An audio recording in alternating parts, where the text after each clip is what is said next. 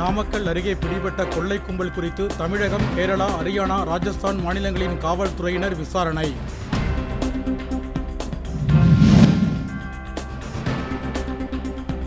டெல்லி சென்றுள்ள முதலமைச்சர் ஸ்டாலின் காங்கிரஸ் மூத்த தலைவர் சோனியா காந்தியுடன் சந்திப்பு.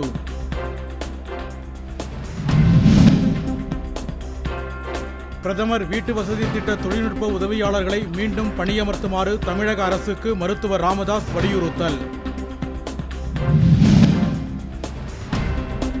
வீட்டுமனை முறைகேடு வழக்கு விவகாரம் பதவி விலகும் பேச்சுக்கே இடமில்லை என கர்நாடக முதலமைச்சர் சித்தராமையா திட்டவட்டம். சென்னையில் சொத்து வரியை 6 விழுக்காடு அதிகரிப்பது தொடர்பான தீர்மானம் மாநகராட்சி கூட்டத்தில் நிறைவேற்றம்.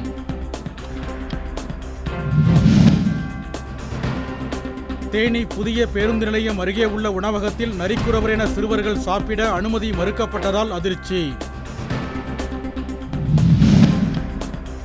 விருதுநகர் அருகே விபத்தில் உயிரிழந்த 3 மாணவர்கள் உட்பட 4 பேரின் குடும்பங்களுக்கு தமிழக அரசு சார்பில் தலா 2 லட்சம் ரூபாய் நிதியுதவி.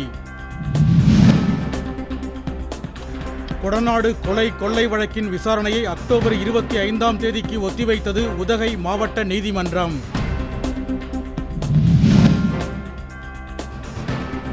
புதுச்சேரி மாநிலத்தில் தீப ஒளி திருநாளுக்கு முன்னதாக நியாய விலைக் கடைகள் திறக்கப்படும் என முதலமைச்சர் ரங்கசாமி தகவல்.